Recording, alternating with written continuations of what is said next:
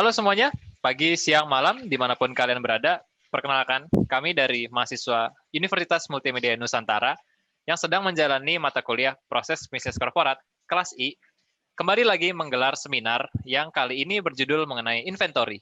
Jadi, Bro Niko, apa sih itu inventory?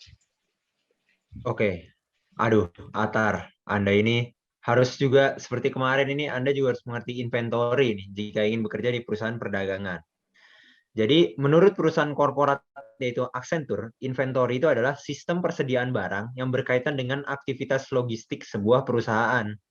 Barang-barang tersebut biasa akan disimpan dalam format tertentu dan untuk tujuan tertentu. Ada banyak banget nih manfaat kalau kita menerapkan ini dengan teratur ya. Misalkan jagain stok, punya kontrol penuh atas inventaris kita, atas persediaan kita, mengetahui arus lalu lintas barang juga, dan lain sebagainya. Nah, jadi gimana nih Atar? Apakah Anda sudah mengetahui dan mengerti apa arti dari inventory?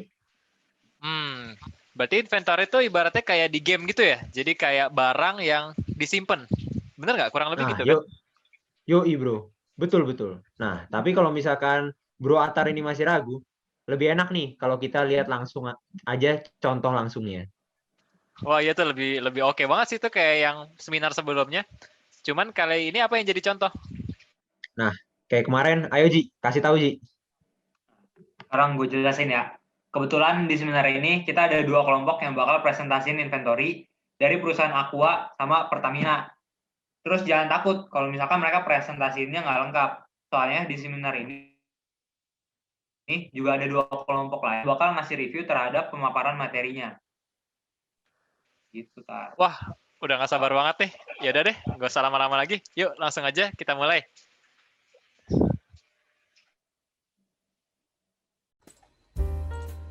Selamat datang kepada Pak Adityo dan juga teman-teman sekalian. Izinkanlah kami dari kelompok 4 untuk mempresentasikan mengenai manajemen inventory dari Indofood.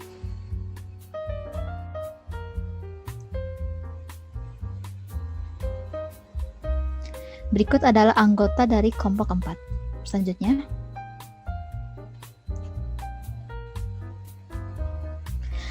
terdapat 4 bagian yang akan dijelaskan dalam presentasi ini, dimulai dari pendahuluan, dilanjutkan dengan landasan teori dan analisis serta pembahasan, dan akan ditutup. Selanjutnya, baiklah, dipersilakan untuk bagian pendahuluan. Oke, jadi latar belakang kami melakukan presentasi ini atau mengambil topik PT Indofood ini adalah yang pertama pastinya PT Indofood Sukses Makmur ya, merupakan produsen mie instan terbesar di Indonesia. Jadi seperti yang kita ketahui, PT Indofood ini memiliki berbagai macam lini atau merek produk yang mungkin sangat familiar kita dengar, misalnya salah satunya adalah Indomie. Nah, kemudian pada awalnya PT ISM ini menguasai sekitar 80% pangsa pasar di Indonesia. Namun seiring berjalannya waktu, pangsa pasar tersebut menurun hingga akhirnya pada saat ini bertengger pada posisi 70%. Nah, kemudian yang terakhir itu bahan baku dalam PT ISM ini merupakan salah satu faktor terpenting karena mereka itu membuat mie instan, jadi memerlukan bahan baku yang cukup banyak gitu. Selanjutnya.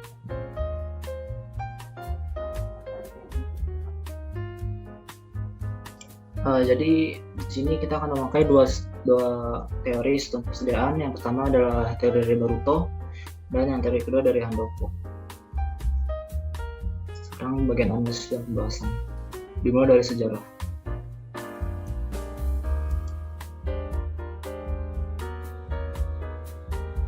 Memasuki sejarah PT ISM Tbk dimulai pada tanggal 14 Agustus 1990.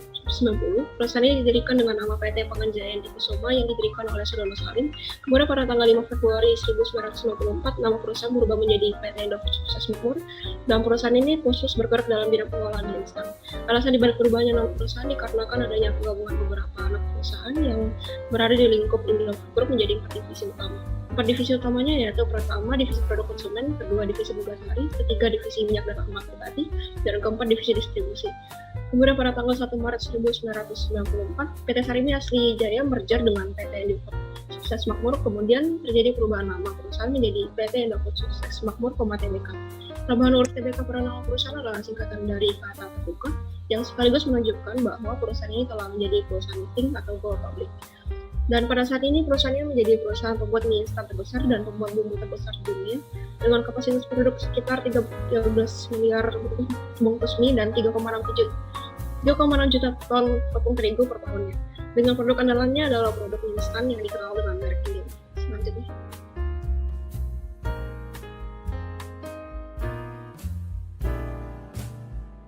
Oke, jadi seperti yang sudah disinggung ya dalam beberapa penjelasan sebelumnya, jadi divisi mie instan atau divisi noodle dalam PT Indofood Sukses Makmur merupakan divisi yang paling penting dalam keseluruhan proses produksi pada PT ISM. Nah, proses produksi yang dilakukan oleh mereka ini menggunakan bahan baku yang cukup besar. Oleh karena itu, bahan baku ini harus dikelola dengan baik. Nah, oleh karenanya, maka PT ISM memandang sangat pentingnya sistem persediaan bahan baku. Nah, jadi tujuan dari sistem persediaan ini adalah efisiensi dan juga efektivitas produksi, di mana kelangsungan proses produksi dapat berjalan dengan lancar. Ini berarti dengan adanya sistem persediaan bahan baku dalam jumlah, mutu, dan waktu yang tepat, serta biaya yang minimal, dapat memberikan dukungan terhadap kelancaran produksi. Kemudian untuk sistem persediaan ini, pada PT Indofood Sukses Makmur, itu ditangani oleh divisi Departemen PPIC atau Production Planning and Inventory Control, di mana dalam struktur organisasi divisi noodle PT ISM, Departemen PPIC berada dalam naungan Direktorat Manufacturing yang dipimpin oleh seorang Factory Manager. Selanjutnya.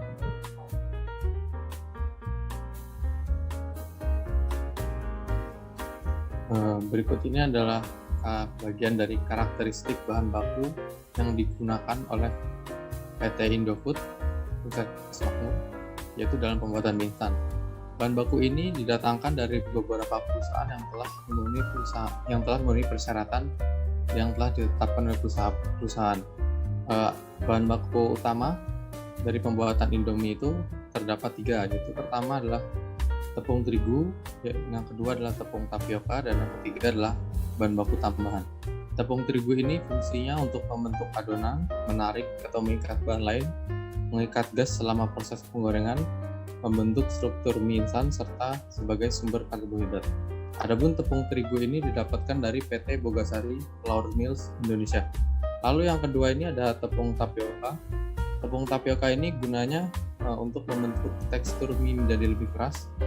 Lalu tepung tapioka yang digunakan memiliki pH antara 4-8 dan kadar pati 80%. Tepung tapioka ini diperoleh dari perusahaan Dharma Grindo Lampung. Dan yang terakhir yaitu bahan tambahan yang berfungsi untuk mempengaruhi mutu adonan yang dibuat, yaitu terdapat air dan alkali. Next. Ya, jadi berikutnya adalah identifikasi penentuan bahan baku. Jadi ini maksudnya itu menentukan jumlah bahan baku yang diperlukan untuk produksi yang akan datang. Nah, jadi identifikasi ini dilakukan berdasarkan yang pertama adalah pemakaian bahan baku pada periode sebelumnya, dan yang kedua yaitu dengan memperkirakan penjualan produk mie instan.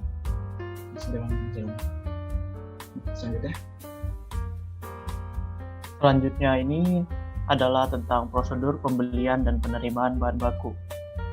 Terdapat 6 departemen pada bagian ini yang berperan penting, yaitu yang pertama yaitu Departemen ASP, Application Service Provider. Departemen ini memberikan masukan kepada Departemen PPIC berupa peramalan atau prediksi penjualan produk untuk 1 minggu ke depannya berdasarkan kondisi pasar dan pengalaman pada periode-periode sebelumnya. Kemudian Departemen PPIC akan mengajukan permintaan pembelian dengan membuat atau mengisi sebuah formulir permintaan pembelian atau biasa dipanggil sebagai PR. Selanjutnya formulir ini diberikan kepada atasan yang berwenang untuk diminta tanda tangan sebagai bukti persetujuan. Nah, Departemen Purchasing yang menerima PR dari Departemen PPIC kemudian memeriksanya. Apabila permintaan pembelian tersebut tidak sesuai dengan syarat-syarat atau anggaran yang telah ditetapkan, maka PR tersebut dikembalikan pada Departemen PPIC. Berdasarkan PR yang telah ditandatangani oleh Departemen Purchasing, kemudian dibuat penawaran harga atau price offer, yaitu atau bisa dipanggil sebagai PF, untuk meminta penawaran harga dari pemasok untuk setiap jenis bahan baku yang dibutuhkan. Setelah PF disepakati oleh kedua belah pihak, yaitu pihak perusahaan dan pihak pemasok, maka kemudian dibuatlah permintaan pesanan atau PO, yaitu Purchase Order. Salah satu dokumen PO didistribusikan kepada Departemen Finance and Accounting dengan tujuan untuk mendapatkan dana yang dibutuhkan untuk membayar pesanan tersebut. Nah, pada saat barang-barang yang dikirim pemasok telah sampai di perusahaan, petugas warehouse atau bagian departemen gudang dan QC, yaitu departemen PDQC, akan bertugas untuk menerima barang tersebut. Nah, setelah itu petugas gudang akan memeriksa dengan teliti mengenai kelengkapan dokumen dan surat jalan, kondisi kemasan, label, segel, kuantitas pesanan, dan lain-lainnya pada barang itu, apakah itu lengkap apa tidak. Kemudian barang juga akan diuji oleh Departemen PDQC dengan mengambil contoh secara acak satu persatu. Kira-kira sekian dari prosedur pembelian dan penerimaan bahan baku. Next. Baiklah, selanjutnya adalah penyimpanan bahan baku. Penyimpanan serta keluar masuknya bahan baku merupakan wewenang dan tanggung jawab dari Departemen Warehouse Gudang atau Departemen Gudang biasa disebutnya.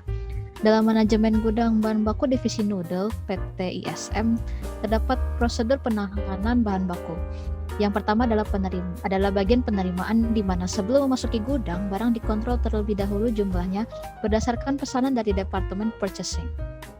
Kemudian, Departemen QC akan melakukan pemeriksaan mutu melalui sampel barang. Apabila sudah sesuai standar, maka Departemen Gudang membuat nota bukti penerimaan barang dan mencatatnya ke kartu persediaan.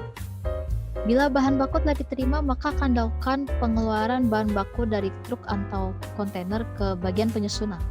Untuk pengeluaran bahan baku jenis tepung dilakukan dengan pengangkatan oleh kuli angkut dan ditumpuk secara bersila agar dapat mengunci satu lapisan dengan lapisan lainnya di atas palet dengan maksimal 10 zak tepung per palet. Selanjutnya, bahan baku disusun atas palet dan dimasukkan ke gudang menggunakan forklift.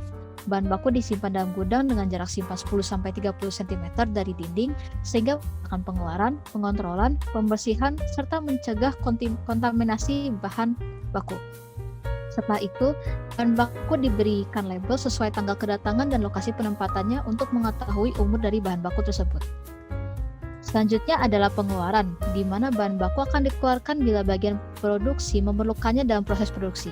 Biasanya bahan baku akan dikirimkan kurang lebih sehari sebelumnya untuk menghindari kemacetan dalam produksi. Bila terdapat bahan baku yang berlebih pada proses produksi, maka bahan akan dikirimkan kembali ke dalam gudang. Segala kegiatan pengeluaran dan pengembalian bahan baku tersebut dari bagian gudang dilakukan dengan bukti atau laporan tertulis terkait jumlah bahan baku yang dikeluarkan atau dikembalikan. Hal ini berkaitan dengan sifat bahan baku yang memiliki batas kadaluarsa. Misalnya, tepung disimpan dalam maksimal 1 bulan. Apabila melebihi waktu tersebut dapat menimbulkan kutu dalam tepung tersebut. Selanjutnya adalah bagian administrasi.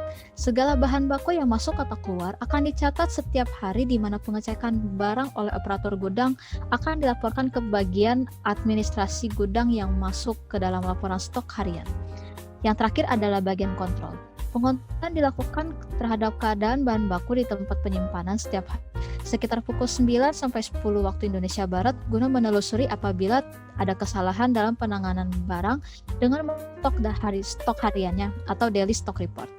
Hal ini dikenakan bersama jumlah bahan baku sehingga tidak dilakukan perhitungan di dalam lapangan. Perhitungan manual terhadap jumlah bahan baku hanya dilakukan pada saat bahan baku tersebut masuk dan keluar dari gudang. Selanjutnya,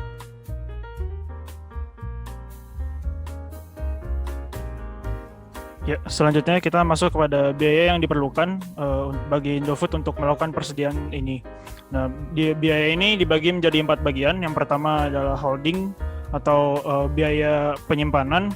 Ini mencakup seperti fasilitas, modal, keusangan, dan lain-lain. Kemudian yang bagian kedua adalah biaya pesanan atau ordering cost yang mencakup proses pesanan, upah gaji karyawan, biaya telepon, dan lain-lain. Kemudian di bagian ketiga ada biaya penyiapan atau setup cost, yaitu mencakup biaya mesin, tenaga kerja, penjadwalan, dan juga ekspedisi. Dan yang terakhir adalah biaya kehabisan atau kekurangan bahan jika ini terjadi. ya, yang mencakup seperti sell loss, customer loss, pesanan khusus, dan lain-lain. Oke, selanjutnya.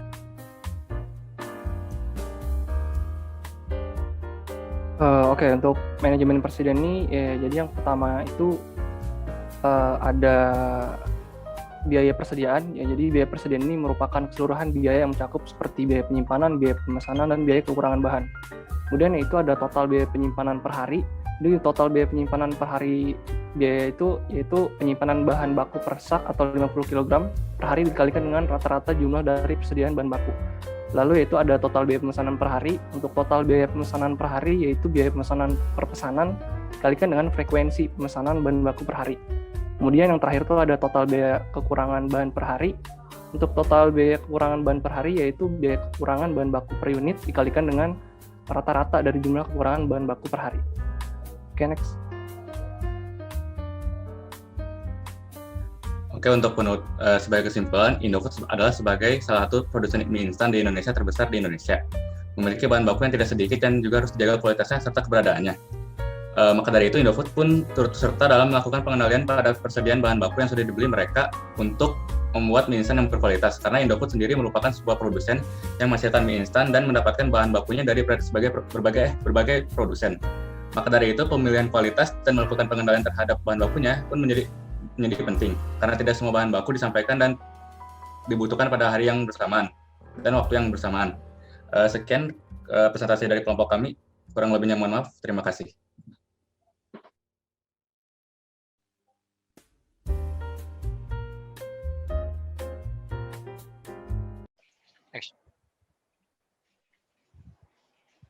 Oke, dari pemaparan materi kelompok 4, kita mendapatkan beberapa poin yang dapat kita ambil. Yang pertama, latar belakang dari PT Indofood. PT ISM adalah perusahaan yang memproduksi mie instan. Pada awalnya, pasar mie instan dikuasai oleh PT ISM sebesar 80%, lalu turun ke 70%. Pada produk mie instan, bahan baku sangatlah penting karena dapat menentukan kualitas mutu dari mie instan yang diproduksi. Yang kedua adalah sejarah dari nama PT ISM. Pada awalnya, PT ISM bernama PT Panganjaya Inti Kusuma, lalu berubah menjadi PT Indonesia Sukses Makmur, dan sekarang PT ISM adalah produsen mie instan terbesar di dunia. Bahan baku yang digunakan PT ISM dalam membuat mie instannya adalah yang pertama tepung terigu, kedua tepung tapioka, lalu untuk bahan tambahannya ada air dan alkali. Dalam menentukan penentuan banyaknya bahan baku yang harus disimpan, PT ISM menggunakan dua faktor, yaitu pemakaian bahan baku pada periode sebelumnya dan perkiraan penjualan produk mie instan ke depannya. Untuk selanjutnya akan dilakukan oleh Christian. Selanjutnya, prosedur pembelian dan penerimaan bahan baku dari PT ISM dibagi menjadi 8 departemen. Aduh, gue salah ngomong lagi anjir. Prosedur pembelian dan penerimaan bahan baku PT ISM dibagi menjadi 6 departemen. Selain itu, penyimpanan bahan baku PT ISM dimulai dari penerimaan, penyusunan, pengeluaran, administrasi, dan kontrol.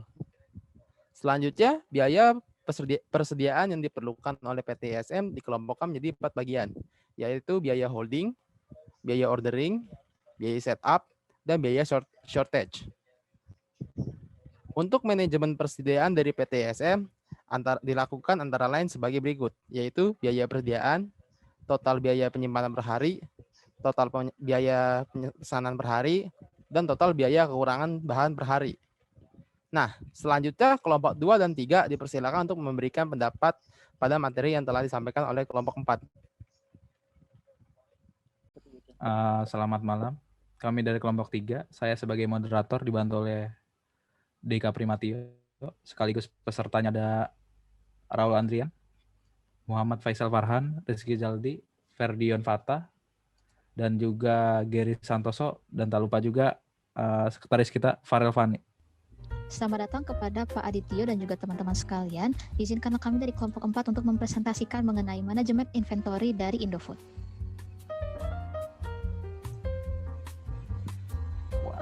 Udah kayak nonton. Berikut adalah anggota dari kelompok 4. Selanjutnya. Redak turun ya resolusinya. Iya, betul. Tempat bagian yang akan dijelaskan dalam presentasi ini dimulai dari pendahuluan. Agak turun ya? Nggak apa-apa udah lanjutin aja. Lanjut aja. Teori dan analisis serta pembahasan dan akan ditutup. Selanjutnya. Baiklah, dipersilakan untuk bagian pendahuluan. Oke, jadi latar belakang kami melakukan presentasi ini atau mengambil topik PT Indofood ini adalah yang pertama pastinya PT Indofood Sukses Makmur ya, merupakan produsen mie instan terbesar di Indonesia. Jadi seperti yang kita ketahui, PT Indofood ini memiliki berbagai macam lini atau merek produk yang mungkin sangat familiar kita dengar, misalnya salah satunya adalah Indomie. Nah, kemudian pada awalnya PT ISM ini menguasai sekitar 80% pangsa pasar di Indonesia. Namun seiring berjalannya waktu, pangsa pasar tersebut menurun hingga akhirnya pada saat ini bertengger pada posisi 70%. Nah, kemudian yang terakhir itu bahan baku dalam PT ISM ini merupakan salah satu faktor terpenting karena mereka itu membuat mie instan, jadi memerlukan bahan baku yang cukup banyak gitu. Selanjutnya.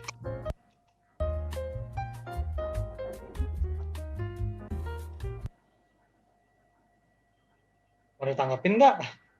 Ini belum ada yang bisa tanggepin, ini kan baru latar belakang.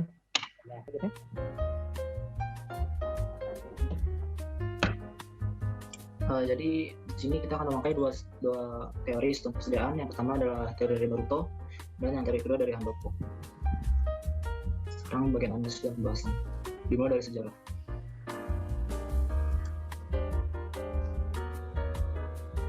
Memasuki sejarah PT ISM Tbk dimulai pada tanggal 14 Agustus 1990. Perusahaan ini didirikan dengan nama PT Panganjaya Indokusuma yang didirikan oleh Sudarmo Salim. Kemudian pada tanggal 5 Februari 1994, nama perusahaan berubah menjadi PT Indofood Sukses Makmur. Dan perusahaan ini khusus bergerak dalam bidang pengolahan mie instan. Alasan dibalik perubahannya nama perusahaan dikarenakan adanya penggabungan beberapa anak perusahaan yang berada di lingkup Indofood Group menjadi divisi utama. Divisi utamanya yaitu pertama divisi produk konsumen, kedua divisi Bugasari, ketiga divisi minyak dan emas tadi, dan keempat divisi distribusi. Kemudian pada tanggal 1 Maret 1994, PT Sarimi Asri Jaya merger dengan PT Indofood Sukses Makmur, kemudian terjadi perubahan nama perusahaan menjadi PT Indofood Sukses Makmur, Tbk. Perubahan urut Tbk pada nama perusahaan adalah singkatan dari kata terbuka yang sekaligus menunjukkan bahwa perusahaan ini telah menjadi perusahaan penting atau go public.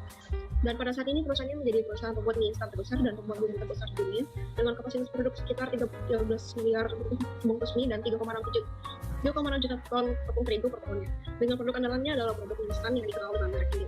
Selanjutnya.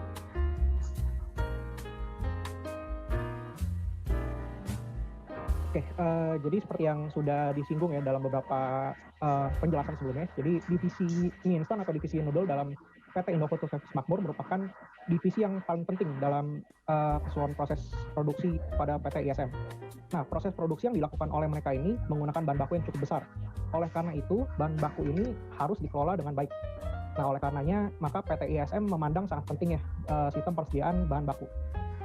Nah, jadi tujuan dari sistem persediaan ini adalah efisiensi dan juga efektivitas produksi, di mana kelangsungan proses produksi dapat berjalan dengan lancar.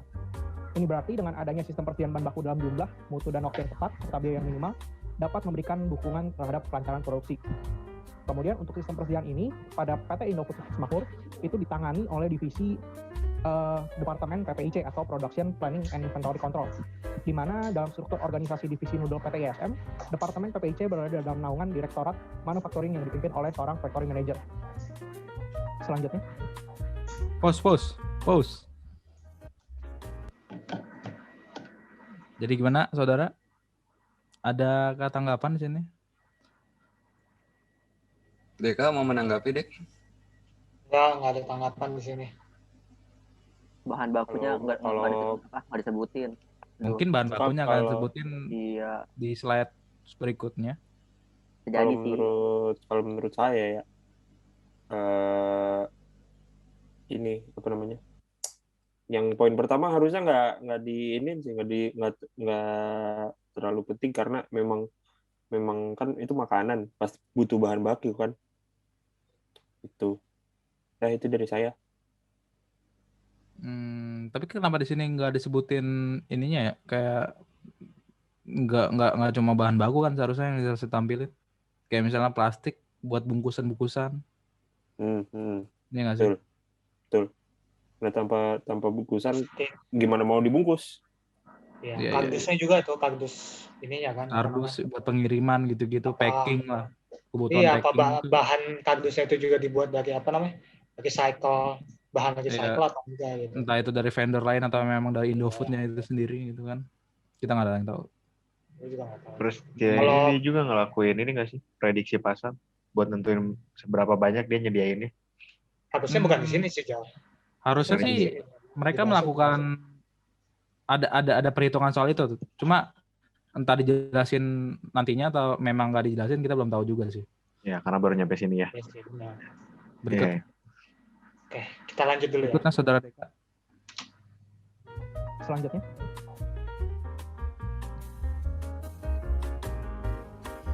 Berikut ini adalah bagian dari karakteristik bahan baku yang digunakan oleh PT Indofood, yaitu dalam pembuatan mie instan. Bahan baku ini didatangkan dari beberapa perusahaan yang telah memenuhi persyaratan yang telah ditetapkan oleh perusahaan. Bahan baku utama dari pembuatan Indomie itu terdapat 3, yaitu pertama adalah tepung terigu, yang kedua adalah tepung tapioka, dan yang ketiga adalah bahan baku tambahan. Tepung terigu ini fungsinya untuk membentuk adonan, menarik atau mengikat bahan lain, mengikat gas selama proses penggorengan, membentuk struktur mie instan, serta sebagai sumber karbohidrat. Adapun tepung terigu ini didapatkan dari PT Bogasari Flour Mills Indonesia. Lalu yang kedua ini adalah tepung tapioka. Tepung tapioka ini gunanya untuk membentuk tekstur mie menjadi lebih keras. Lalu tepung tapioka yang digunakan memiliki pH antara 4-8 dan kadar mati 80%. Tepung tapioka ini diperoleh dari perusahaan Dharma Grindo Lampung. Dan yang terakhir yaitu bahan tambahan yang berfungsi untuk mempengaruhi mutu adonan yang dibuat, yaitu terdapat air dan alkali. Next. Ya, jadi berikutnya adalah identifikasi penentuan bahan baku. Bisa di-pause dulu? Ini maksudnya itu menentukan. Balik ke yang sebelumnya atau gimana? Yang sebelumnya. Nah, yang seperti kita bilang tadi ya, mereka tuh cuma menyebutkan bahan baku buat mie-nya aja. Iya. Sementara ini ngejelasinnya apa, dia presentasiinnya tuh Indofood secara keseluruhan gitu loh. Iya, kita bukan soal tutorial cara membuat Indomie gitu kan. Tapi kan Indofood tuh Indomie itu luas kan gitu ya. Iya, maksudnya bumbu aja nggak dimasukin sama dia di situ kan. Ya ini agak bingung sih dari saya. Mungkin harusnya lebih ini lagi ya, lebih detail lagi kali ya. Lebih detail lagi. Lagian airnya sama dia nggak disebutin tadi kan. Itu air apa? Dan buat menurut saya sih nggak penting aja sih buat jelasin tepung Iya. terigu ini buat ini, tepung tapioka bisa mengikat ini itu nggak penting banget sih. Mungkin Tapi bagus dia menyebutkan tadi dari mana dia mengambilnya kan. Maksudnya vendor yang dia Vendor ya, lebih tepatnya vendornya dibandingkan ini menyebutin aja juga nggak ada gunanya sih kayaknya. Iya, buang-buang waktu yang ada. sebenarnya mungkin kesalahannya adalah dari judulnya mereka menggunakan Indofood, tapi di dalamnya ya benar Indofood, tapi kenapa ada spesifik yang lain? Sementara di judulnya itu seolah-olah ini loh generalnya. Nah iya itu maksud saya. Dan dia bahas Indofood kan kayak- banyak produknya kan. Ini judulnya general tapi isinya cuma ini satu. Kalau misalnya kita mau bahas fokusnya dia ngejelasin tentang mie ya. Indomie ini nggak Indominya Indofood. Indominya Indofood tuh ya yang tadi kita bilang nggak cuma soal bahan baku mie-nya doang. Tapi ada hal-hal lainnya juga kan yang harus dijelaskan. Oh, sama ini kayak belum nggak terlalu penting gara-gara ini bahan buat bikin mie secara general gitu loh. Bener-bener Iya, tapi Indofood doang yang bikin kayak gini gitu loh maksudnya. Tapi menurut saya dia bagus di sini buat ini sih, dia ngasih tahu tadi vendor mana yang nge-supply bahan baku buat Indominya itu. Bagus. Itu nilai plus. Iya. Bisa di next Saudara Deka?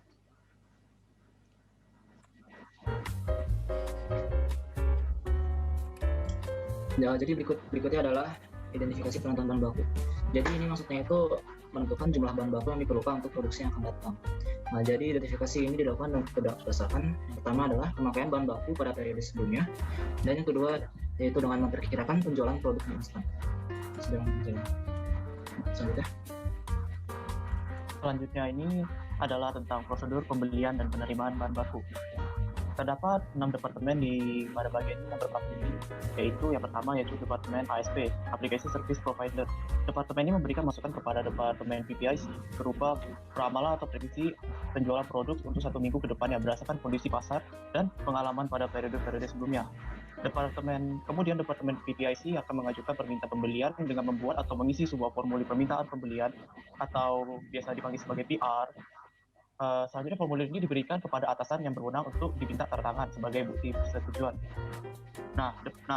Departemen Purchasing yang menerima PR dari Departemen PPIC kemudian memeriksanya. Apabila permintaan pembelian tersebut tidak sesuai dengan syarat-syarat atau anggaran yang telah ditetapkan, maka PR tersebut dikembalikan pada Departemen PPIC. Berdasarkan PR yang telah ditandatangani oleh Departemen Purchasing, kemudian dibuat penawaran harga atau price offer, atau bisa dipanggil sebagai PF, untuk meminta penawaran harga dari pemasok untuk setiap jenis bahan baku yang dibutuhkan.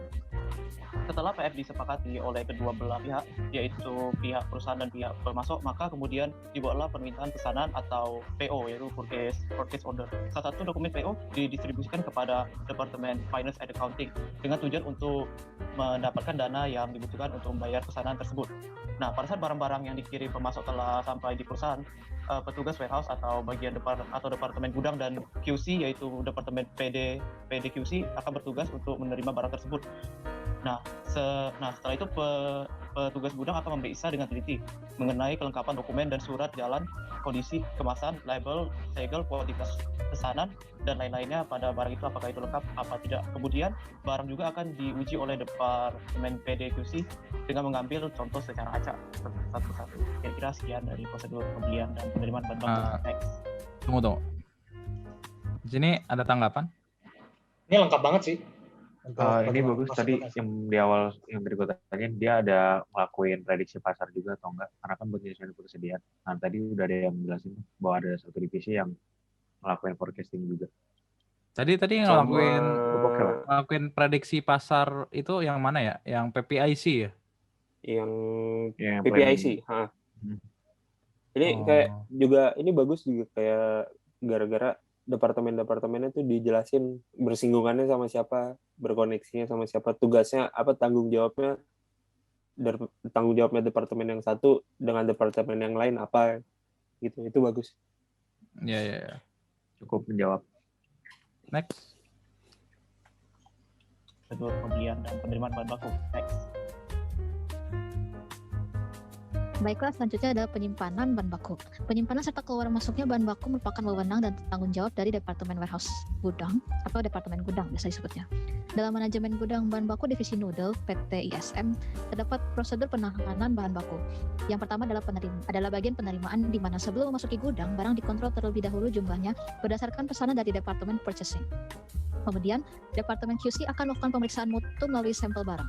Apabila sudah sesuai standar, maka Departemen Gudang membuat nota bukti penerimaan barang dan mencatatnya ke kartu persediaan. Bila bahan baku telah diterima, maka akan dilakukan pengeluaran bahan baku dari truk atau kontainer ke bagian penyusunan. Untuk pengeluaran bahan baku jenis tepung dilakukan dengan pengangkatan oleh kuli angkut dan ditumpuk secara bersila agar dapat mengunci satu lapisan dengan lapisan lainnya di atas palet dengan maksimal 10 zak tepung per palet. Selanjutnya, bahan baku disusun atas palet dan dimasukkan ke gudang menggunakan forklift. Bahan baku disimpan dalam gudang dengan jarak simpan 10-30 cm dari dinding, sehingga akan pengeluaran, pengontrolan, pembersihan, serta mencegah kontaminasi bahan baku. Setelah itu, bahan baku diberikan label sesuai tanggal kedatangan dan lokasi penempatannya untuk mengetahui umur dari bahan baku tersebut. Selanjutnya adalah pengeluaran, di mana bahan baku akan dikeluarkan bila bagian produksi memerlukannya dalam proses produksi. Biasanya bahan baku akan dikirimkan kurang lebih sehari sebelumnya untuk menghindari kemacetan dalam produksi. Bila terdapat bahan baku yang berlebih pada proses produksi, maka bahan akan dikirimkan kembali ke dalam gudang. Segala kegiatan pengeluaran dan pengembalian bahan baku tersebut dari bagian gudang dilakukan dengan bukti atau laporan tertulis terkait jumlah bahan baku yang dikeluarkan atau dikembalikan. Hal ini berkaitan dengan sifat bahan baku yang memiliki batas kadaluarsa. Misalnya, tepung disimpan dalam maksimal 1 bulan. Apabila melebihi waktu tersebut dapat menimbulkan kutu dalam tepung tersebut. Selanjutnya ada bagian administrasi. Segala bahan baku yang masuk atau keluar akan dicatat setiap hari, di mana pengecekan barang oleh operator gudang akan dilaporkan ke bagian administrasi gudang yang masuk ke dalam laporan stok harian. Yang terakhir adalah bagian kontrol. Pengontrolan dilakukan terhadap keadaan bahan baku di tempat penyimpanan setiap hari, sekitar pukul 9 sampai 10 waktu Indonesia Barat, guna menelusuri apabila ada kesalahan dalam penanganan barang dengan stok hariannya atau daily stock report. Hal ini dikenakan bersama jumlah bahan baku sehingga tidak dilakukan perhitungan di dalam lapangan. pangan. Perhitungan manual terhadap jumlah bahan baku hanya dilakukan pada saat bahan baku tersebut masuk dan keluar dari gudang. Selanjutnya. Pos dulu sini. Di sini ada yang mau menanggapi nggak? Kalau menurut gua, yang gua tanyain ini penyimpanan bahan baku dari semua produk Indofood atau cuman Indomie doang? Karena dari tadi itu jelasnya cuman Indomie kan. Tiba-tiba di sini jadinya ada logonya Indofood bukan Indomie, jadi yang itu yang gua tanyain sih. Kalau gue itu. Sepertinya sih secara keseluruhan sih.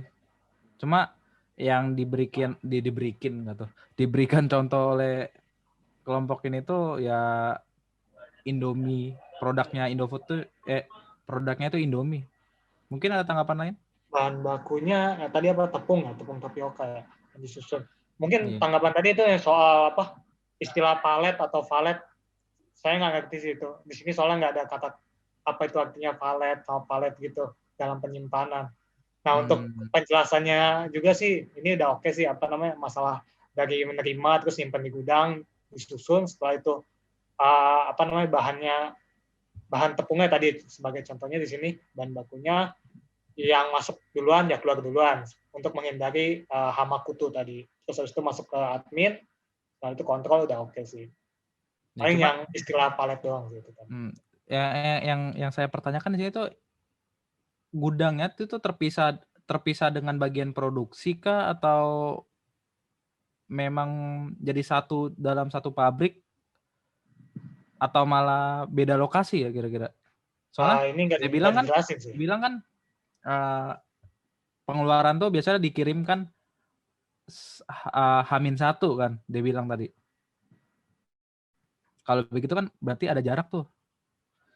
Ya nggak sih? Nah, kalau setelah gitu kan berarti agak ini juga nih, agak memakan biaya sepertinya. Soalnya begitu sih. Jadi dia nyebutnya emang ini di satu warehouse gitu sih. Benar kata lu Ran. Warehouse ini emang masih dalam satu kawasan produksi atau emang si warehouse ini juga melakukan pengiriman ke apa nyebutnya, kayak cabang-cabang ini kali ya, cabang-cabang pabriknya gitu kan. Soalnya kayak ibarat Indomaret ya. Nih kita nggak tahu nih. Kebayang nih. Iya, kebayang. Kita nggak tahu bahan bakunya itu disimpan di warehouse yang terpisah dengan lokasi produksi kah atau gimana nih? Ini yang harus dipertanyakan sih. Coba saudara Gary. Ya, nggak ada tanggapan. Next.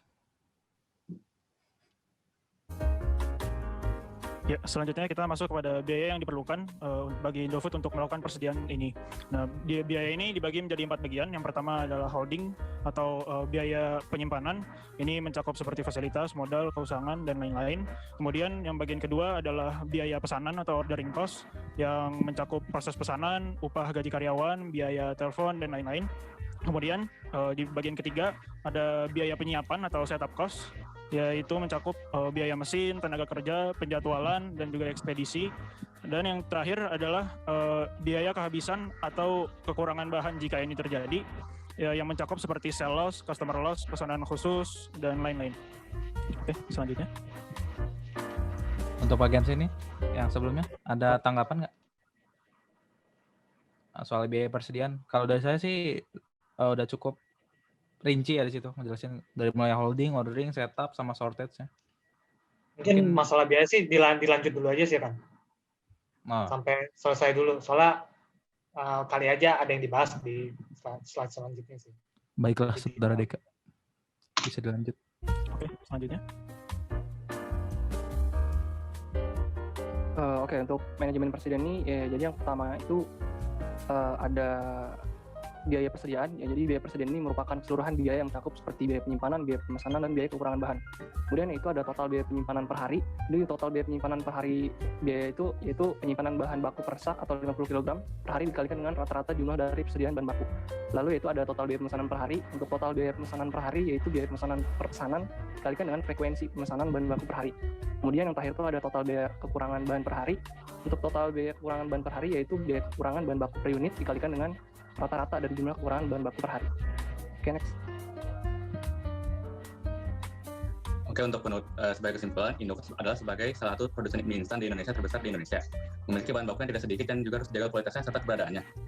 Maka dari itu, Indofood pun turut serta dalam melakukan pengendalian pada persediaan bahan baku yang sudah dibeli mereka untuk membuat mie instan yang berkualitas. Karena Indofood sendiri merupakan sebuah produsen yang menghasilkan mie instan dan mendapatkan bahan bakunya dari berbagai produsen.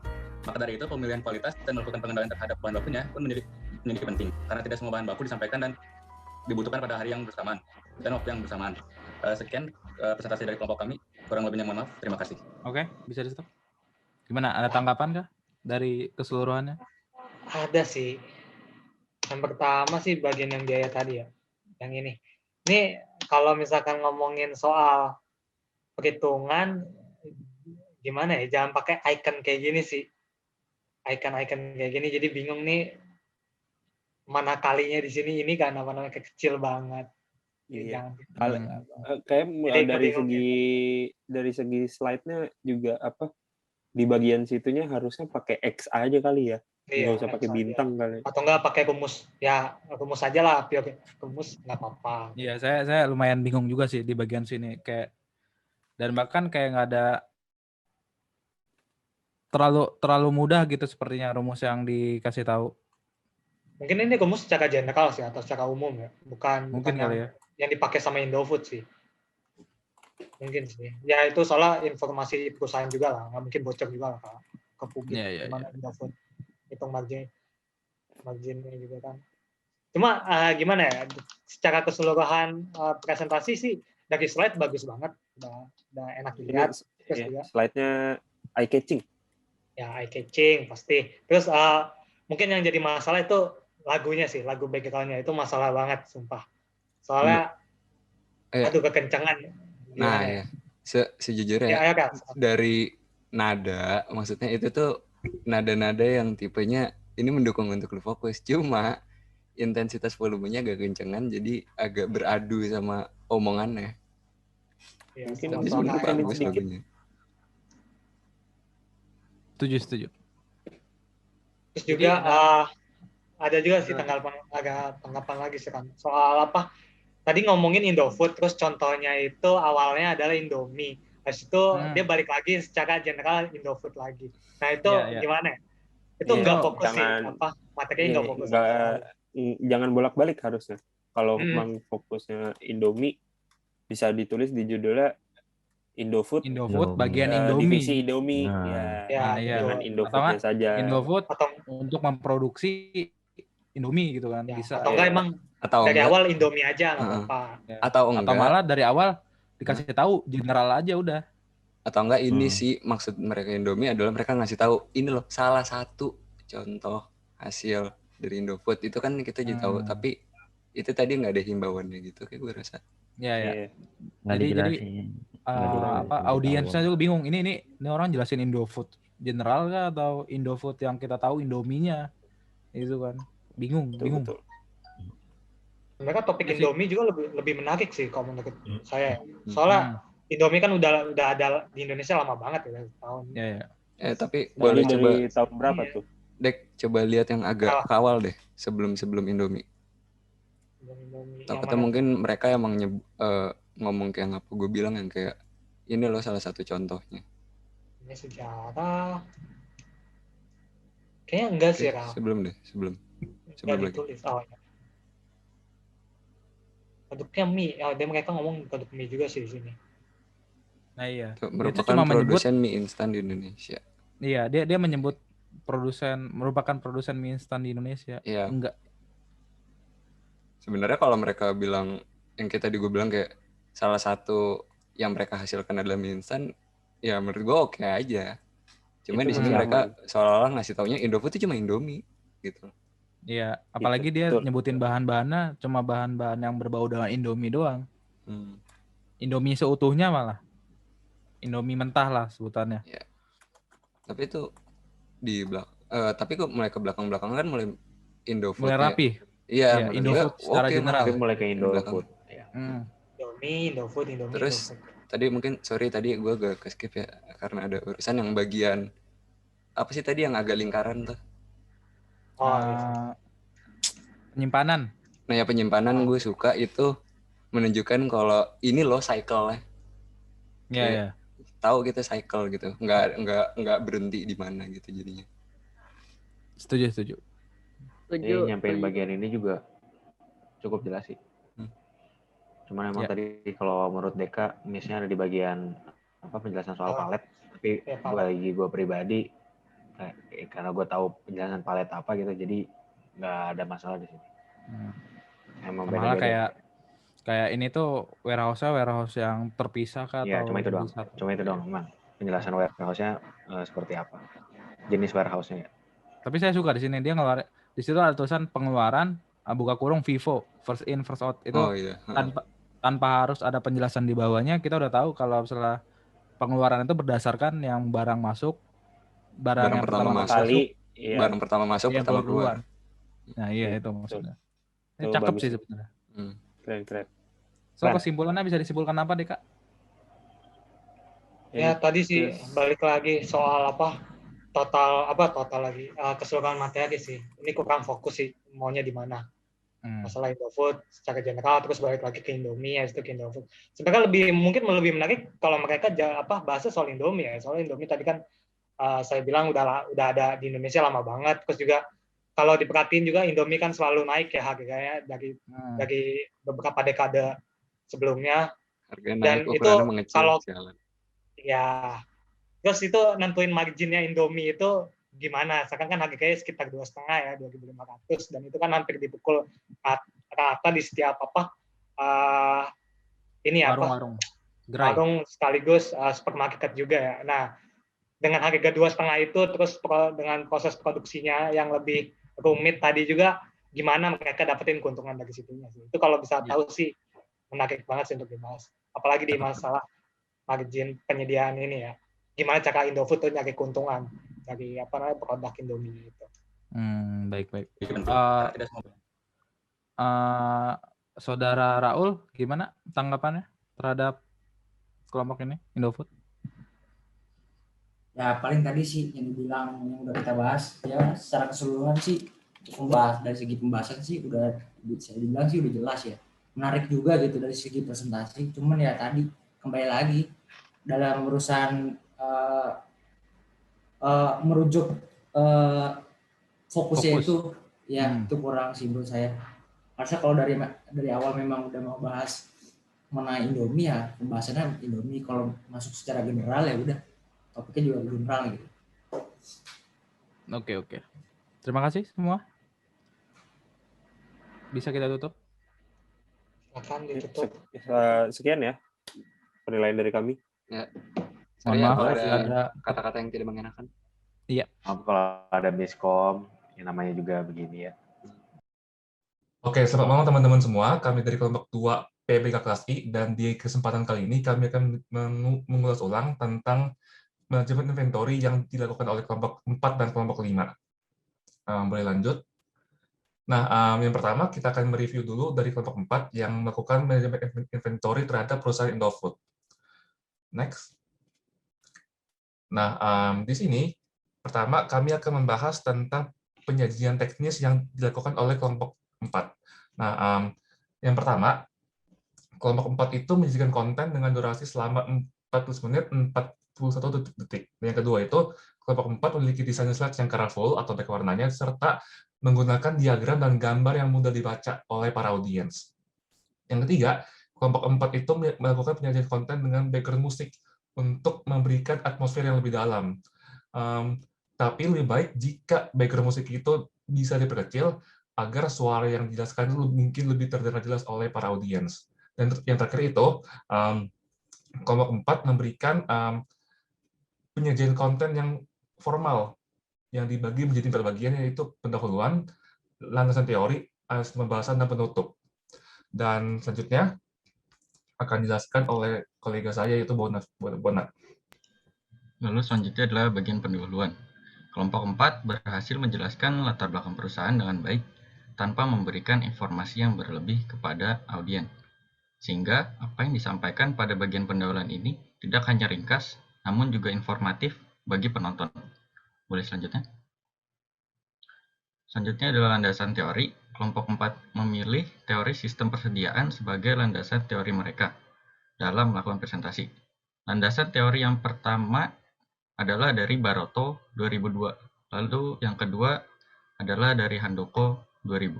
Selanjutnya. Pada bagian analisis dan pembahasan, kelompok 4 memulai dengan pembahasan sejarah singkat PT ISM Tbk secara kronologis dari tahun 1990 sampai sekarang. Lalu dilanjutkan dengan sistem persediaan Indofood, di mana mereka mengatakan bahwa bahan baku merupakan bahan paling penting pada divisi noodle Indofood. Selain itu, kelompok 4 juga mengatakan bahwa tujuan dari sistem persediaan adalah efisiensi dan efektivitas produksi. Next. Kemudian dilanjutkan tentang penjelasan mengenai karakteristik bahan baku dalam pembuatan Indomie. Kelompok 4 juga menjelaskan mengenai supplier dan asal dari bahan baku yang digunakan untuk membuat Indomie. Setelah itu, mereka melanjutkan dengan identifikasi penentuan bahan baku yang digunakan untuk memperkirakan jumlah bahan baku yang akan digunakan. Selanjutnya akan dilanjutkan oleh Liana. Oke, pada analisis dan pembahasan ini, kelompok 4 juga menjelaskan mengenai departemen yang terlibat dalam pembelian dan penerimaan bahan baku secara lengkap. Kemudian, kelompok 4 juga memberitahu kepada audiens mengenai langkah-langkah atau proses penyimpanan bahan baku yang dilakukan oleh PT Indofood. Kemudian yang terakhir, kelompok 4 juga menjelaskan mengenai biaya persediaan dan manajemen persediaan yang dilakukan oleh PT Indofood. Nah, secara keseluruhan, kelompok 4 memiliki konten presentasi yang disajikan secara sistematis dan terstruktur sehingga membuat pesan yang rapi dan dapat dicerna oleh audiens dengan mudah. Kemudian, presentasi kelompok 4 juga secara keseluruhan sudah cukup baik, mulai dari bahasa, usaha untuk kelengkapan informasi mengenai inventory management, dan juga kesiapan mereka untuk presentasi. Oke, lalu selanjutnya kami akan melanjutkan mengenai review dari kelompok 5 mengenai Indomaret. Silakan, Alfredo. Oke, untuk penyajian teknisnya, kelompok 5 menyajikan konten dengan durasi selama 7 menit 20 detik. Lalu, kelompok 5 memilih penggunaan desain minimalis sebagai bahasa desain dalam penyajian slide presentasi mereka. Selanjutnya. Lalu, untuk fungsinya pada bagian ini, kelompok 5 menjelaskan fungsi Indomaret bagi masyarakat yang terbagi menjadi 3, yaitu fungsinya adalah menyediakan bahan pokok hingga bahan khusus, lalu membuka lapangan kerja bagi masyarakat, dan juga meningkatkan daya beli masyarakat. Selanjutnya akan dilanjutkan oleh Jeva. Yang berikutnya adalah inventory management. Pada bagian ini, kelompok 5 menjelaskan inventory management yang dikenal sebagai jalan sistematis untuk mendapatkan, menyimpan, serta menjual inventory. Inventory management dikatakan penting karena tanpa adanya inventory management, barang akan mudah dicuri oleh karyawan atau pihak ketiga. Dikatakan juga bahwa produk yang dibuat akan didata untuk mendapatkan hasil penjualan yang lebih baik, akurat, dan dapat mengubah jalannya sebuah perusahaan pada jangka panjang. Berikutnya adalah model inventory management. Pada bagian ini, kelompok 5 menjelaskan dua model inventory management, yaitu Economic Order Quantity atau EOQ dan Just in Time atau JIT. EOQ akan digunakan untuk barang yang memiliki expired date yang lebih panjang, dan sebaliknya JIT akan digunakan untuk barang yang memiliki expired date yang lebih pendek. Berikutnya akan dijelaskan oleh teman saya. Dan selanjutnya adalah mengenai progress flow dari kelompok 5. Pada bagian ini, kelompok 5 menjelaskan mengenai bagaimana barang yang berasal dari industri atau supplier bisa sampai tangan kepada konsumen. Namun terdapat kesalahan pada bagian ini, di mana seharusnya kelompok 5 menjelaskan mengenai flow inventory management dari Indomaret tersebut, sesuai dengan tugas yang telah diberikan. Tetapi mereka malah lebih memfokuskan kepada penjelasan mengenai flow barang dari industri outsource kepada tangan konsumen. Dan selanjutnya akan dijelaskan oleh teman saya.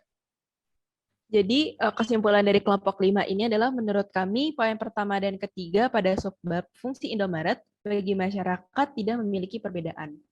Dan juga, selama presentasi, sebaiknya menggunakan bahasa yang sopan, dan terlebih ketika terjadi masalah pada saat presentasi, bisa meminta tolong kepada temannya dalam bahasa sopan juga.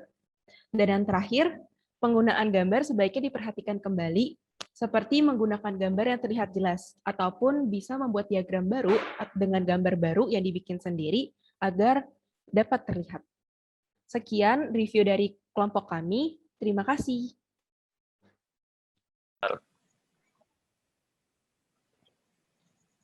Ya. Oke, baik, terima kasih. Perkenalkan, kami dari kelompok 5 akan menjelaskan mengenai inventory management Indomaret, di mana kelompok kami saat ini yang untuk mempresentasikan itu hanya beberapa orang saja. Namun anggota kelompok kami terdiri dari Marina Princess Septiana, Muhammad Faiz Abdurrahman, Gusti Bagus Bil Isaian, Farheja Ali, saya sendiri Heriono, Theophilus, dan juga Stephen Ciawi. Oke, next. Nah, pada presentasi kali ini, kami akan menjelaskan mengenai inventory management dari perusahaan Indomaret. Next, Bill. Nah, terus sebenarnya apa fungsi Indomaret bagi masyarakat sekitar? Menurut pendapat kelompok kami, fungsi Indomaret sendiri itu yang pertama, membantu masyarakat dalam mencari kebutuhan pokok hingga khusus. Nah, hal ini menyangkut tentang kebutuhan pokok manusia, baik dari makanan, kebutuhan dapur, hingga kebutuhan yang lain untuk masyarakat.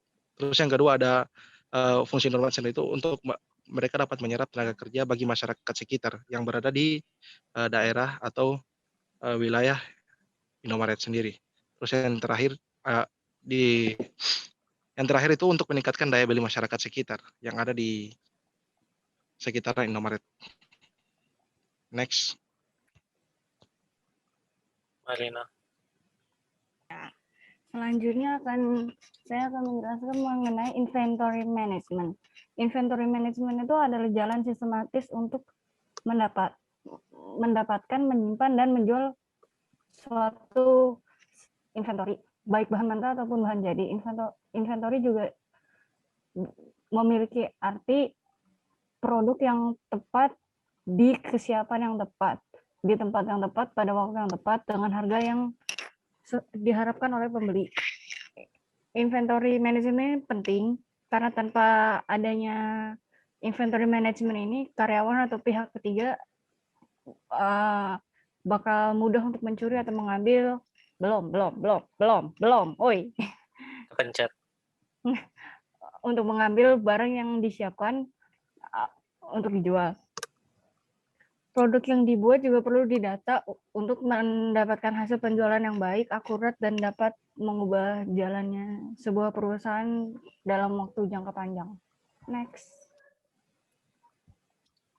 Nah, inventory management itu ada dua jenis. Yang pertama, economic order quantity. Yang kedua adalah just in time. Yang ekonomik ini dia menekankan pada biaya dari pemesanan sampai penyimpanan di gudang.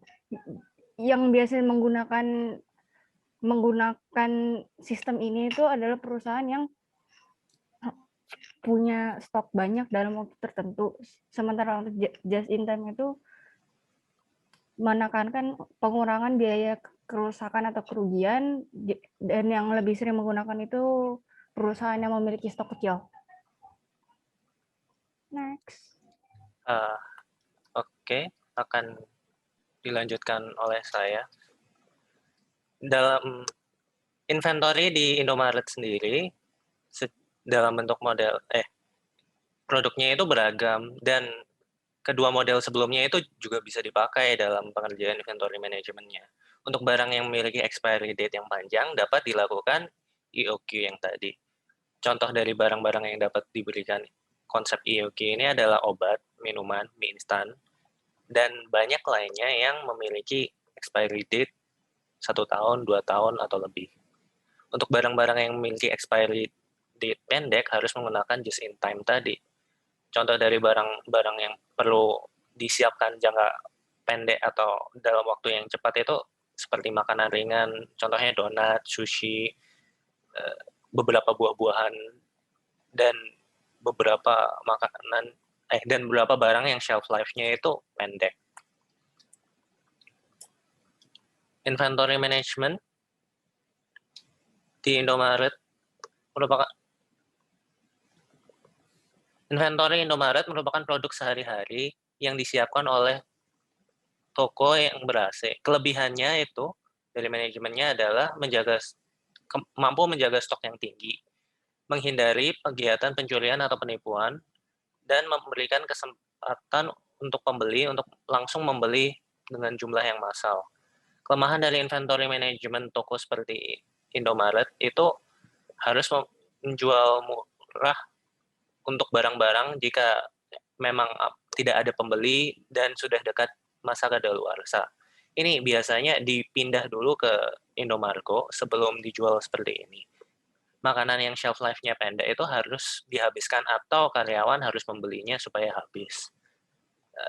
Untuk beberapa karyawan biasanya membeli sendiri untuk karena sering biasanya dipasangkan bonus jika memang donat atau beberapa makanan ringan tersebut habis. Untuk produk yang perlu disimpan di gudang atau karena terlalu mahal harus disembunyikan, pembeli pun tidak tahu kalau misalnya bisa membeli. Itu masalah jika inventory manajemennya, kelebihan dan masalah dari inventory management di Indomaret. Progress flow ini bisa dilihat seperti berikut. Industri atau outsource yang ada baik dari dalam perusahaan atau dari luar perusahaan akan dikirim ke gudang. Dalam gudang tersebut akan terjadi kegiatan inventory management ini. Dalam gudang ini akan dikirim ke minimarket untuk bisa dibeli pelanggan. Dari berbagai minimarket ini ada beragam juga jadwal yang muncul. Untuk makanan yang shelf life-nya pendek tadi harus disiapkan malam hari dan dikirim di subuh. Dan untuk beberapa makanan yang expiry date-nya panjang bisa dikirim seminggu sekali.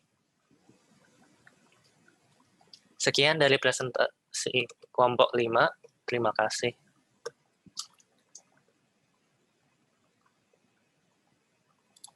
Stop record.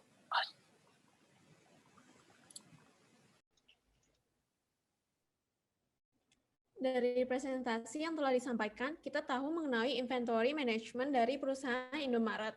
Model dari inventory management yang digunakan ada 2, yaitu Economic Order Quantity atau EOQ dan Just in Time atau JIT.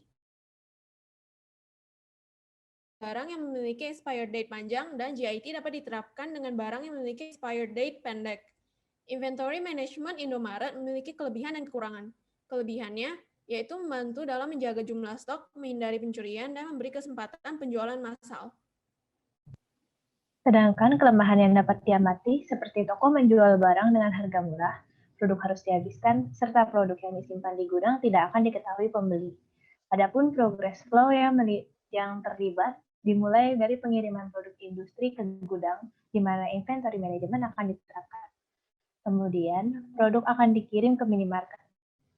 Di minimarket, terdapat penjadwalan terhadap produk berdasarkan tanggal kadaluarsa. Produk dengan expired date pendek akan dikirim ketika subuh, sedangkan yang expired date-nya panjang dikirim seminggu sekali.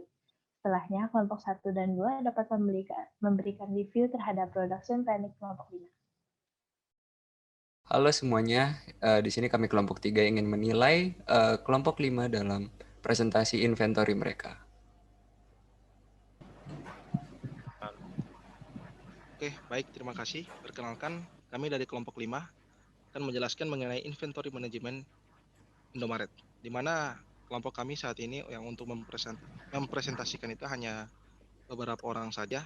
Namun, anggota kelompok kami terdiri dari Marina Princess Septiana, Muhammad Faiz Abdurrahman, Gusti Bagus Bil Isaian, Farheja Ali, saya sendiri Heriono, Dovillus, dan juga Stephen Ciawi. Oke, next.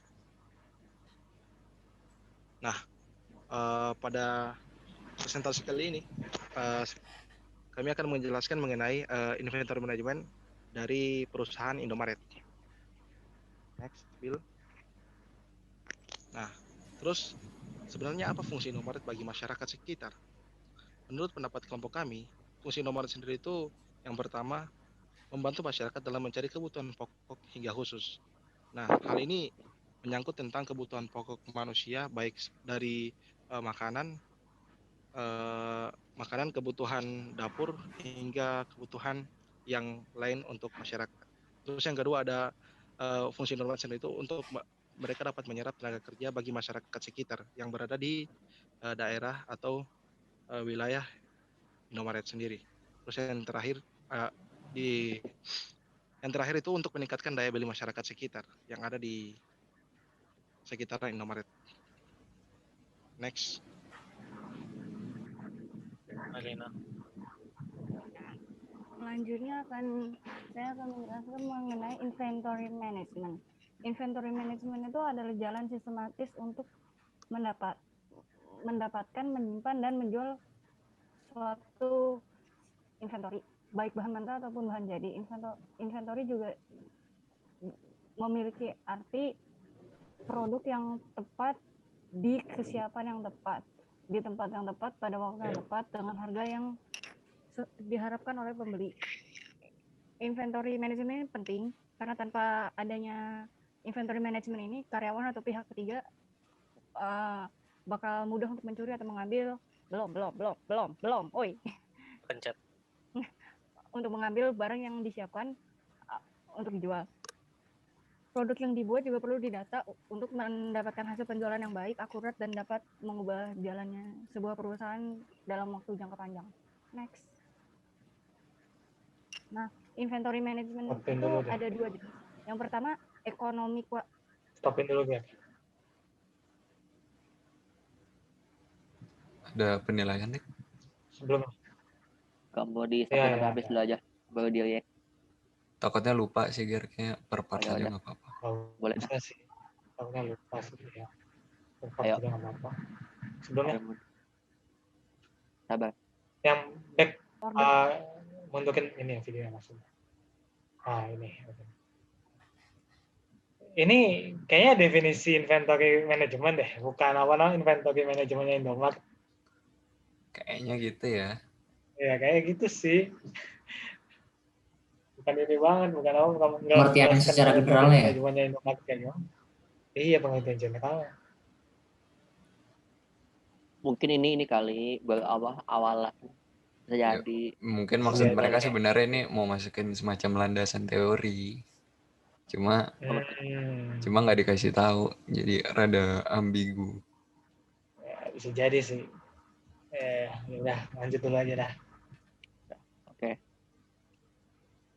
Perusahaan dalam waktu jangka panjang. Nah, inventory management itu ada dua jenis. Yang pertama, economic order quantity. Yang kedua adalah just in time. Yang ekonomik ini dia menekankan pada biaya dari pemesanan sampai penyimpanan di gudang. Yang biasanya menggunakan sistem ini itu adalah perusahaan yang punya stok banyak dalam waktu tertentu. Sementara just in time itu menekankan pengurangan biaya kerusakan atau kerugian, dan yang lebih sering menggunakan itu perusahaan yang memiliki stok kecil.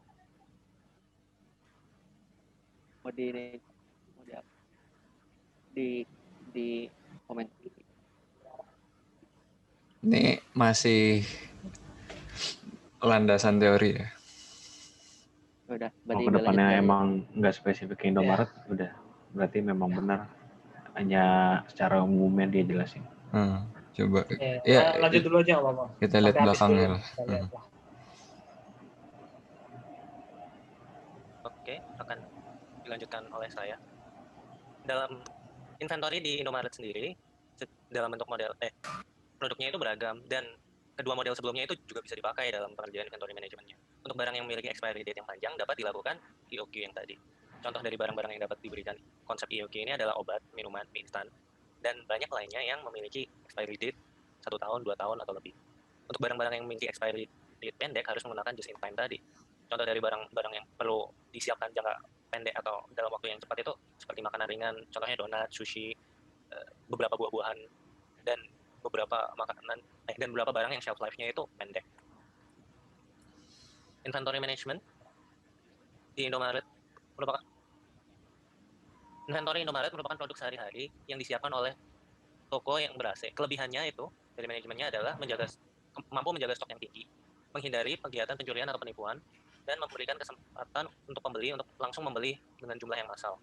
Kelemahan dari inventory management toko seperti Indomaret itu harus menjual murah untuk barang-barang jika memang tidak ada pembeli dan sudah dekat masa kadaluarsa. Ini biasanya dipindah dulu ke Indomarko sebelum dijual seperti ini. Makanan yang shelf life-nya pendek itu harus dihabiskan atau karyawan harus membelinya supaya habis. Untuk beberapa karyawan biasanya membeli sendiri untuk karena sering biasanya dipasangkan bonus jika memang donat atau beberapa makanan ringan tersebut habis. Untuk produk yang perlu disimpan di gudang atau karena terlalu mahal harus disembunyikan, pembeli pun tidak tahu kalau misalnya bisa membeli. Itu masalah jika inventory manajemennya, masalah kelebihan dan masalah dari inventory management di Indomaret. Bagian yang tadi itu saya sih nggak nangkep ya apa maksudnya. Ini inventory management. Dia kayak nggak nangkep aja sih dengan apa yang dia sampaikan. Atau yang sayanya kurang nyimak atau gimana? Maksudnya? Yang setelahnya, Bre. Setelahnya, Gap. Ya, ini judulnya inventory management, tapi di sini kayak ya udah skip aja sih. Ini kayak ini dia nggak jelas, jadi apa ya, malah ngomongin kelebihan kekurangan. Itu maksud saya. Iya. Buat apa? Kenapa nggak ngejelasin ini? Apa namanya? Gimana cara Indomaret ngelaksanain inventory manajemennya? Maksudnya, kalau misalkan di awal dia disebutin landasan teorinya, kenapa nggak diimplementasiin di sini? Di slide sebelumnya dia jelasin, Ger. Tapi dia nggak implementasi di sini gitu loh. Di Indomaretnya, cuman landasan teorinya doang.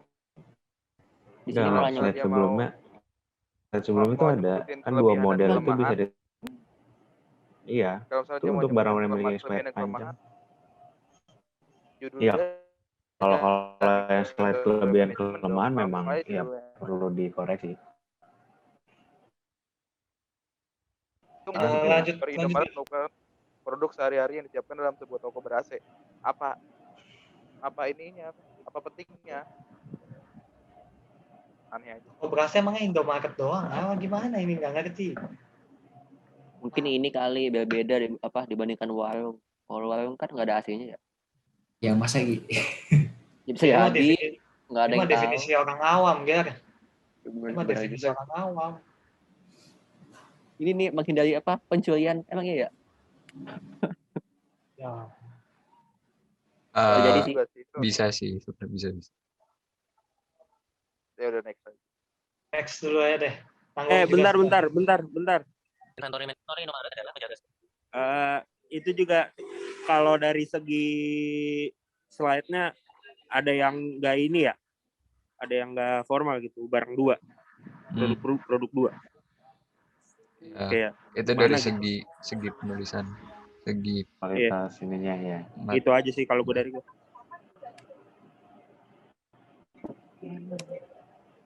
Mampu membeli untuk langsung menjual besar.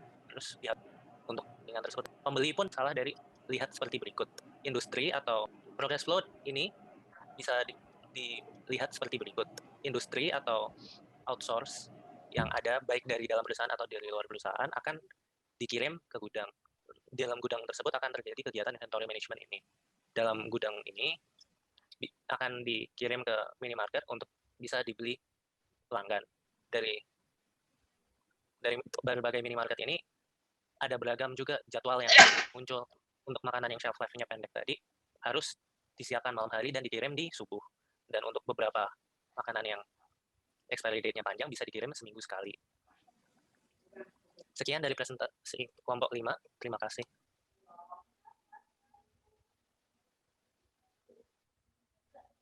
Nggak ada yang mau diomongin. Kalau ini secara umum sih, udah umum sih gitu maksudnya. Itu umum banget sih. Udah umum. Malah nggak spesifik Indomaret, ini bukan Indomaret kali ini. Ini secara umum kan? Secara umum. Iya nggak sih? Ini umumnya minimarket kan begini. Jangan kan minimarket, mungkin yang selain minimarket juga kayak gini kali. Ya, dia menjelaskannya terlalu general, tidak fokus ke Indomaretnya. Lagi-lagi seperti itu. Tapi kan Indomaret lambangnya biru ya. Kenapa ini merah? Jangan-jangan ini itu Allah. Udah Ger, yang itunya nggak usah dikomenin kali. Deh. Ya udah deh.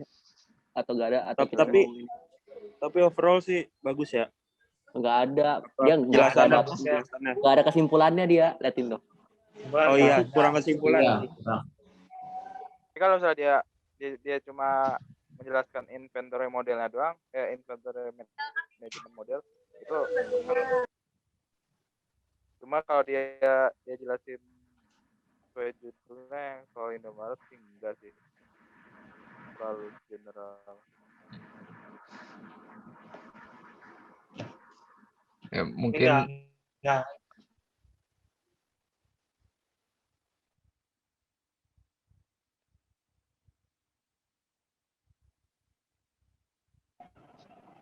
File ini nggak jadi ngomong. Sabar, agak DC barusan. Ya, come on. Tadi Deka udah ngomong belum? Belum. Oh. Lu dulu. Mungkin benar terlalu general, tapi mereka yang memasukkan sedikit, tolong digarisbawahi, sedikit unsur Indomaretnya.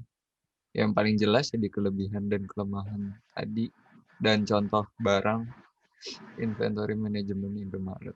Tapi sisanya tuh kayak ya kurang memperjelaskan Indomaret gini loh kerjanya, kurang itu. Dan kalau boleh menilai bukan selain materinya tapi presentasinya kayak apa ya, mungkin kasarannya berantakan karena tadi dari pembicara tiba-tiba ada yang slide-nya ke maju duluan terus tiba-tiba malah dipanggil-panggil kayak kurang profesional. Lalu beberapa slide ada yang ketutupan sama kameranya mereka sendiri. Dan ya tadi mungkin udah sempat disinggung juga sama Fafa, ada kata-kata yang tidak baku. Mungkin tadi Fafa bilangnya barang 2 ya. Itu kalau kalian perhatiin lagi di poin ketiga, jujur saya bingung bacanya gimana karena kayak nggak ada tanda baca dan kayak ambigu aja kata-katanya, kayak nggak bisa kebaca. Yes, soalnya itu nggak mirip kayak barang-barang, kayak barang 2. Apa barang 2 gitu maksudnya? Coba deh, Gary, boleh coba di ini nggak, Gary? Ke bagian poin yang kekurangan ya, kalau nggak salah. Tuh, banyak produk yang perlu disimpan hanya di gudang, pembelinya tidak tahu. Kayak bacanya tuh gimana ya? Itu yang agak kalau dalam segi presentasinya PPT-nya Iya, kayak dari kurang. segi penulisan nggak sih, Rel? Iya, penulisan. Thank you. Sorry. Apaan sih ternyata? Itu aja sih mungkin dari saya. Sepertinya sekian aja sih dari kelompok kami. Terima kasih.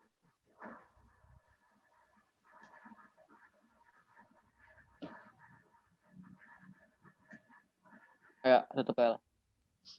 Baiklah, sekian penilaian dari kelompok 3 mengenai inventory milik kelompok 5. Sekian dan terima kasih. Terima kasih.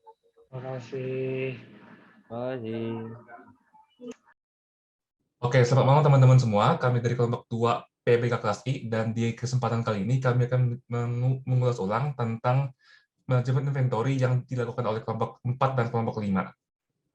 Boleh lanjut.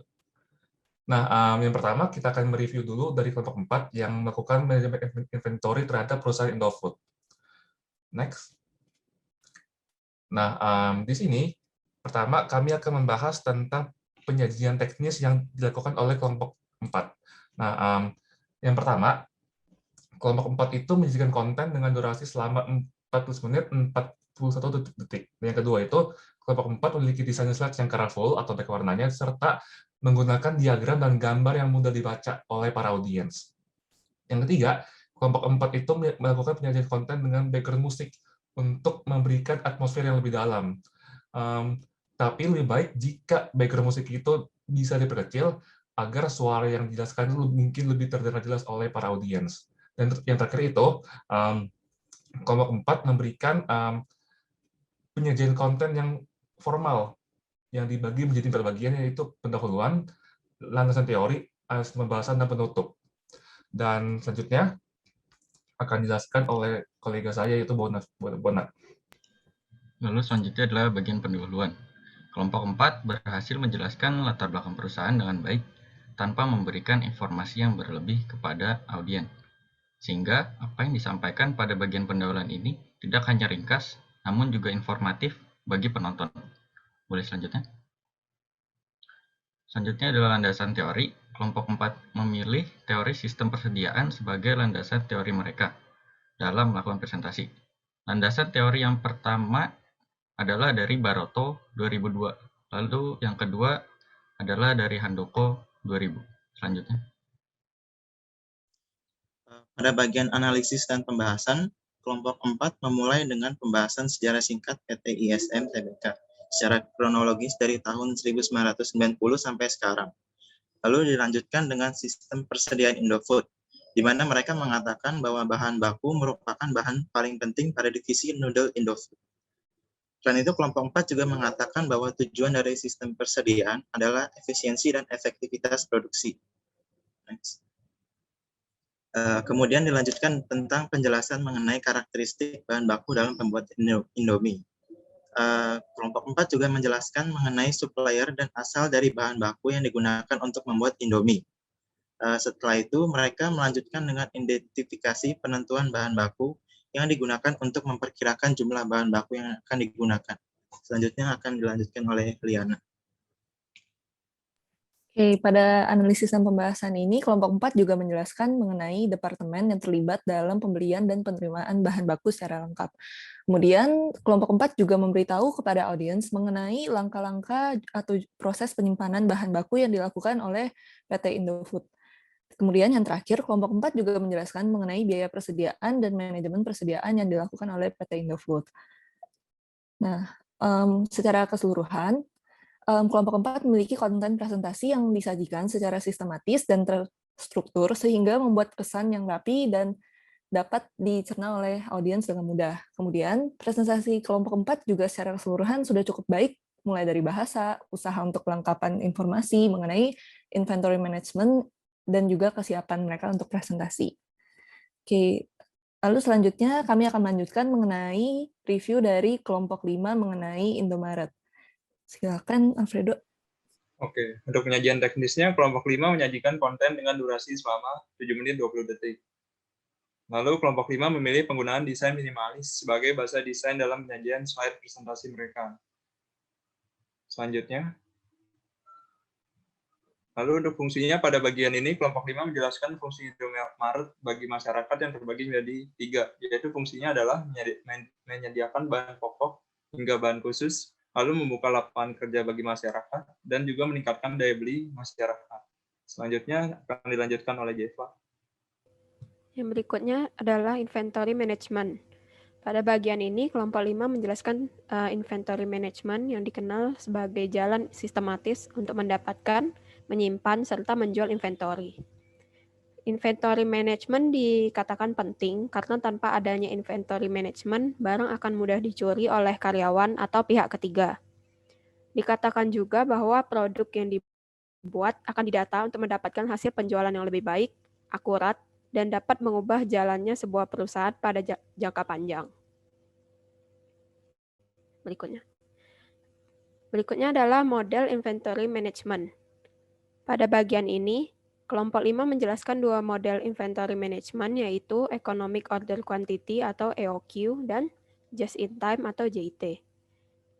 EOQ akan digunakan untuk barang yang memiliki expired date yang lebih panjang, dan sebaliknya JIT akan digunakan untuk barang yang memiliki expired date yang lebih pendek. Berikutnya akan dijelaskan oleh teman saya. Dan selanjutnya adalah mengenai progress flow dari kelompok 5. Pada bagian ini, kelompok 5 menjelaskan mengenai bagaimana barang yang berasal dari industri atau supplier bisa sampai tangan kepada konsumen. Namun terdapat kesalahan pada bagian ini, di mana seharusnya kelompok 5 menjelaskan mengenai flow inventory management dari Indomaret tersebut, sesuai dengan tugas yang telah diberikan.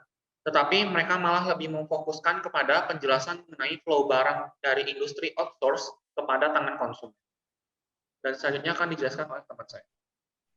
Jadi kesimpulan dari kelompok 5 ini adalah menurut kami poin pertama dan ketiga pada subbab fungsi Indomaret bagi masyarakat tidak memiliki perbedaan.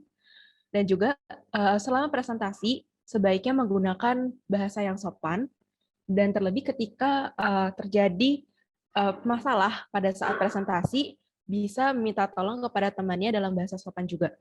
Dan yang terakhir, penggunaan gambar sebaiknya diperhatikan kembali seperti menggunakan gambar yang terlihat jelas, ataupun bisa membuat diagram baru dengan gambar baru yang dibikin sendiri agar dapat terlihat. Sekian review dari kelompok kami. Terima kasih.